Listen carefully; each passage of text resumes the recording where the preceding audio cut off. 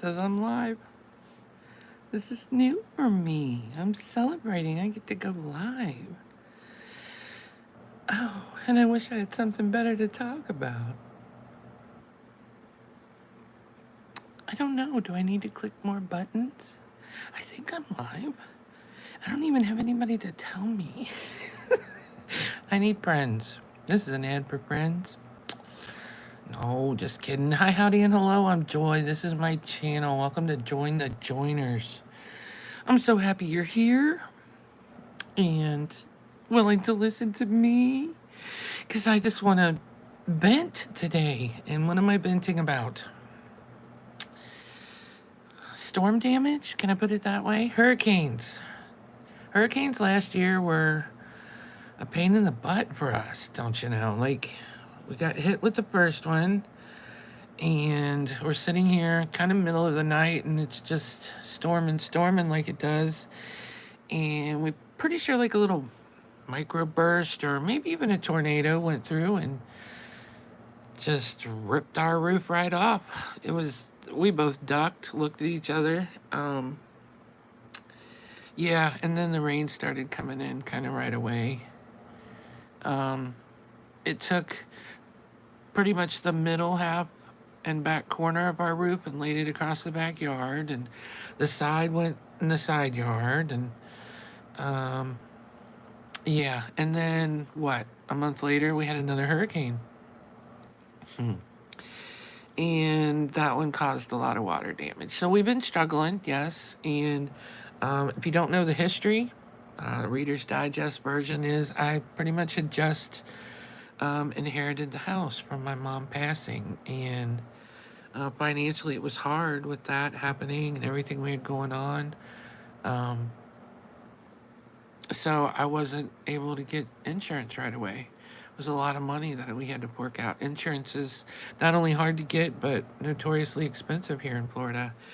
And it just was something we didn't do like many other people. You make decisions, right? And in those decisions, a hurricane comes along and rips your root off. Root off? Yeah. Rips your root off. See, I said it again. Rips your roof off, and then what do? You sit here in the house and you get wet.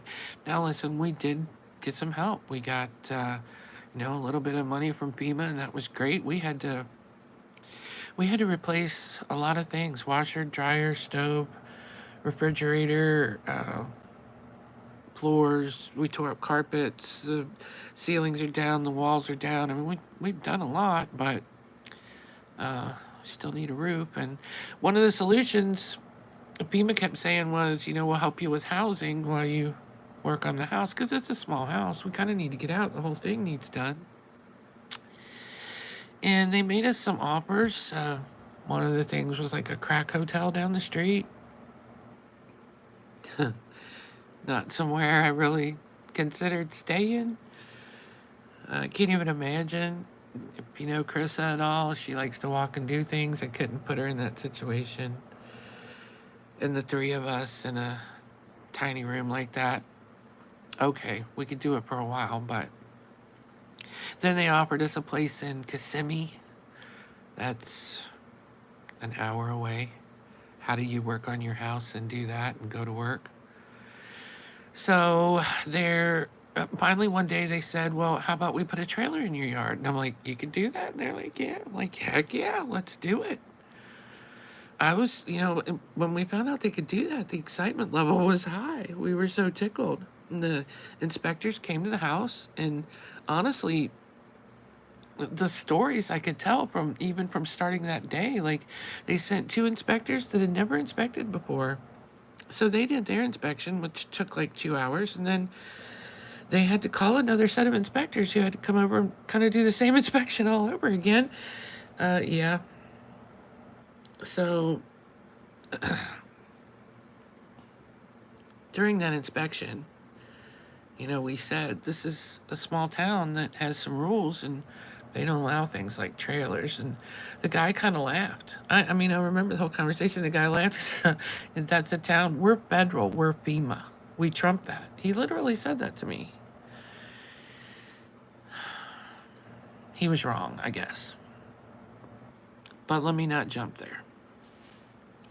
So when they inspected us and they marked things up in the yard and they said there's a tree stump and that's a little too high, a couple inches too high, you need to have that tree stump removed. Now remember, this is a few months after the storms, but it still was hard to get tree service, to get things like that to happen. It wasn't easy. It was going to be real expensive.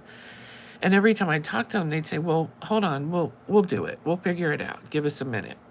And then the next week they'd call and go, "Did you get that tree stump removed?" And I go, "But wait, you said you were working on it." And they go, "Oh yeah, we are. Hold on, we'll work on it." And we went like that for a long time. To frustration. I mean, the marks are gone out of the yard. They've long been overgrown and cut out, and we're still getting rained on, and they're still calling me, and I end up hollering. I do. I get frustrated. So I hollered, and at one point, this person said, "No, listen, I'm really going to make this happen for you." And they did.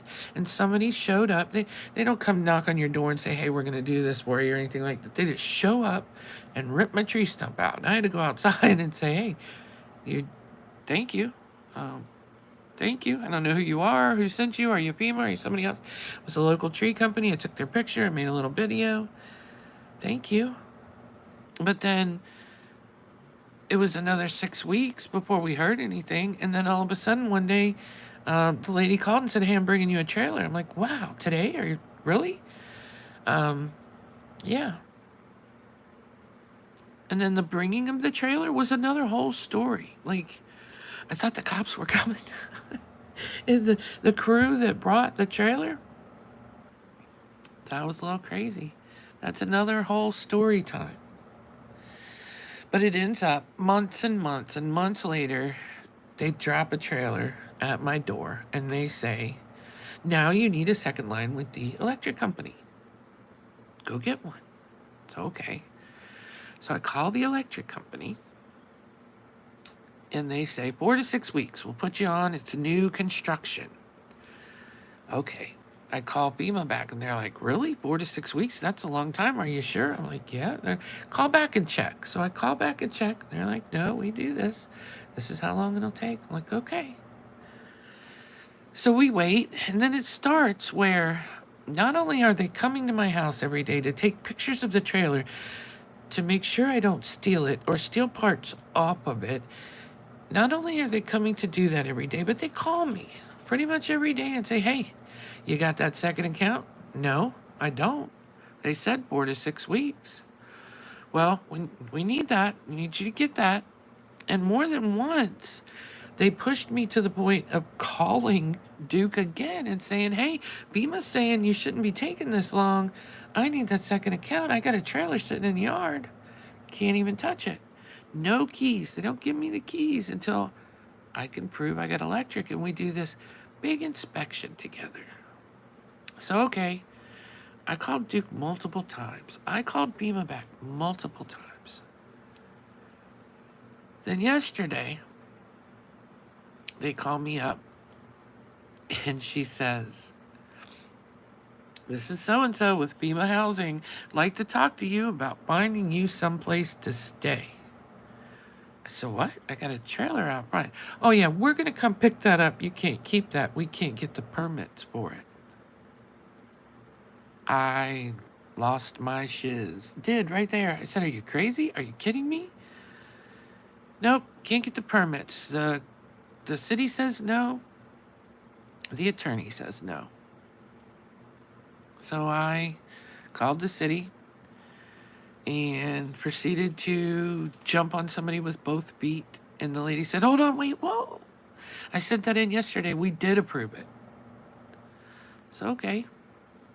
So I called FEMA back. "All right, well, we'll have to check because the county hasn't said okay." And I said, "Well, the city said they sent it to the county and they say it's okay. It's coming. It's going to happen. We just got to wait." So this morning, FEMA calls me again and says, "Oh, yeah, we got that approval for you yesterday, so now you're good to go. But we need that second account number from Duke." And I said, "What? Wait, that Duke says we got to wait for new construction. And the lady says to me, no, we do hundreds of these. I do hundreds of these, and yours is different, and Duke is doing something wrong, and you need to call Duke and tell him that. And I said, you call Duke and tell him that. And the lady said, well, get him on the phone. Let's call him together. Okay. So I get Duke on the phone, and Duke honestly started schooling FEMA. And you could tell it was a list of things that have gone wrong before. You can't write the FEMA name on this with a marker. It has to be a screwed in placard and no stickers and da-da-da. And she had this whole list.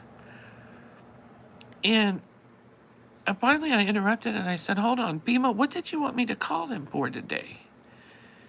And the lady says, I wanted you to call them to let them know that you're going to need the account number after they do that. I said, what?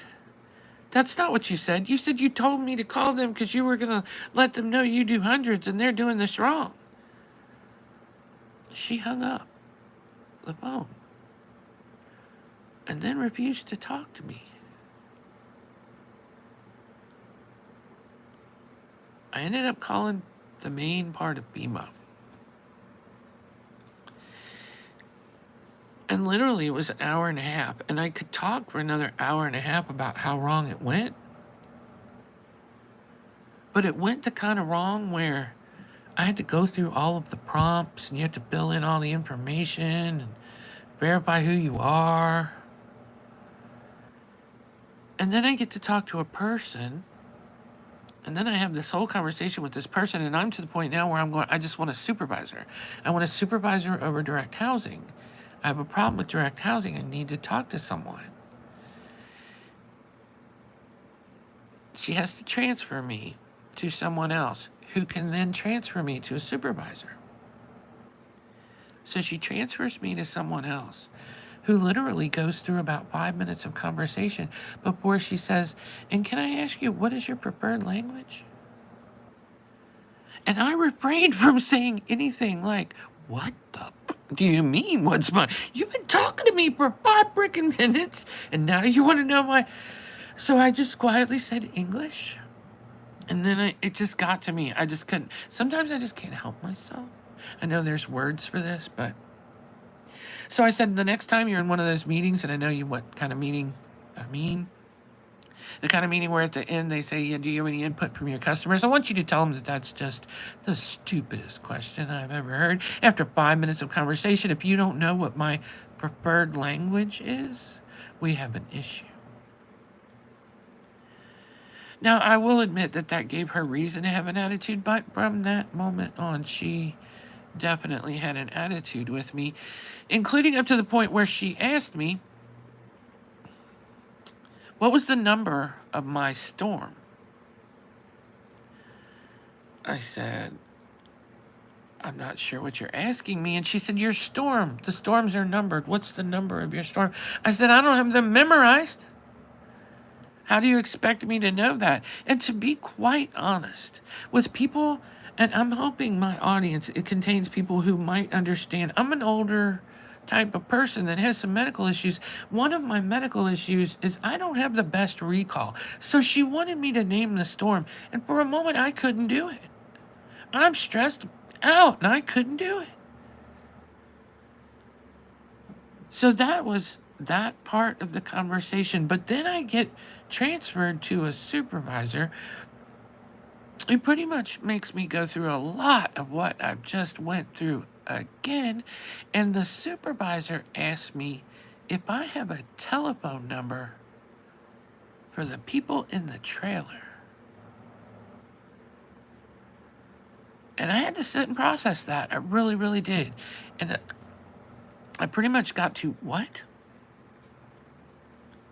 A number for the people in the trailer. I said, ma'am, I don't think you understand. It's an empty trailer in my front yard. I'm the people in the trailer. What are you talking about? I can't get in the trailer. I don't have keys. I don't know what number you want from me. The number for the people in the trailer. I said, do you mean the people who gave me the trailer? You gave me the trailer. But who have you been talking to about the trailer? I said, well, you mean the people I'm calling you about today? Direct housing? Yeah. I said, you're asking me for the number to direct housing? Yeah. We need to reach out to their supervisor. Oh. Now, I did miss a part. Let me digress. During the call with myself, Bima, and Duke, before I started hollering, the lady confirmed with Duke she knew the engineer's name and number and had reached out to him prior and knew we were on schedule. And she also knew, and this is the first time Duke told me this, there's a way to look online to see when you're scheduled. She knew that. I didn't. If she knew all that, why did I have to call Duke today? No one can answer that. So after I talked to the person who said, what's the number to the people in the trailer? She's not even a supervisor. She now wants to transfer me to a supervisor who is not available. And they have to call me back. Talk about a letdown. Oh my goodness. So, while I'm on the phone, FEMA called me. And it was someone calling me to ask me if I'd reached out to Duke about the new account number. And I'm telling you what, it's going to take me a week to clean up the mess that happened when my head exploded. And to be very honest with you, if that hadn't happened and if I hadn't exploded on that woman, I probably wouldn't have made it to the supervisor that I made it to. But that woman, who I said, listen, you need to sit there and shut up and let me talk for a minute because I need to vent this out. And she listened to me and she made some noises while I was talking that let me know she was kind of getting it and she kind of understood.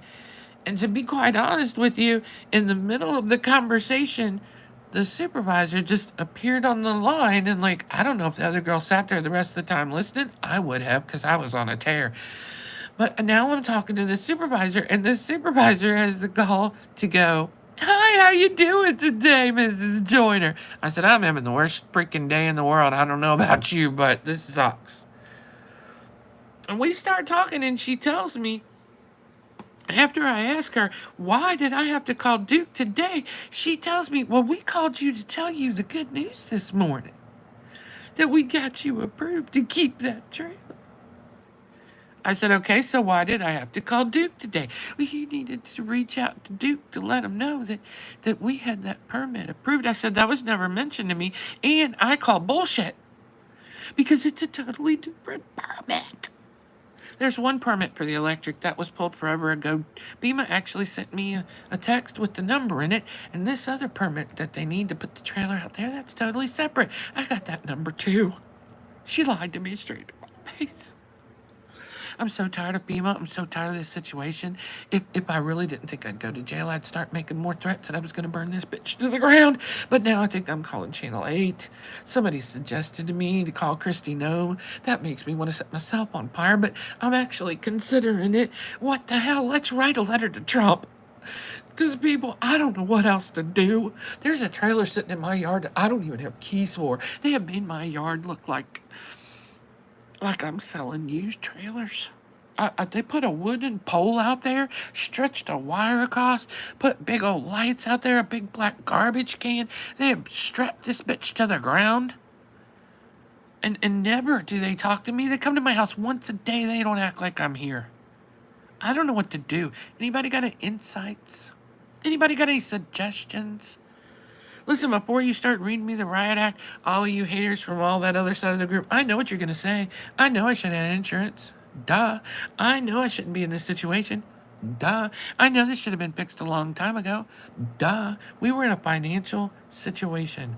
I am stuck physically, can't work anymore. My husband's trying to pull it together and he's doing the best job he can do. So, yay. I love you people that are reaching out to help me. I just don't know how to figure this out. I love you for wanting to help me. I just don't know. It just rains in my house every time it rains. It's supposed to rain an inch this week. So we do a lot of shop backing.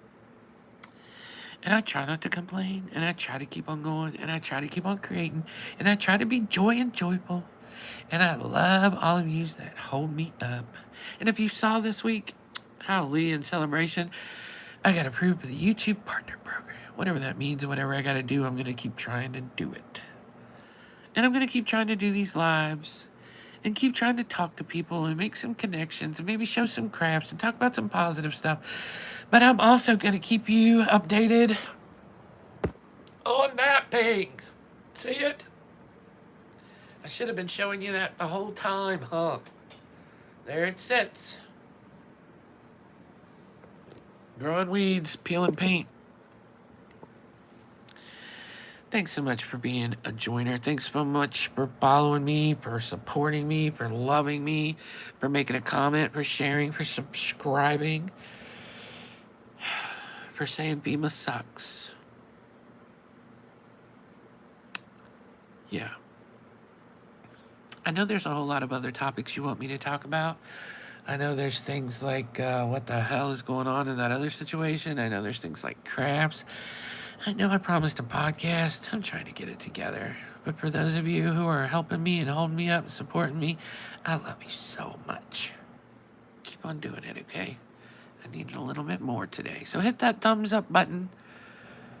Share this with somebody you know in government. Send this to President Trump, will you? No, sorry. Thanks so much.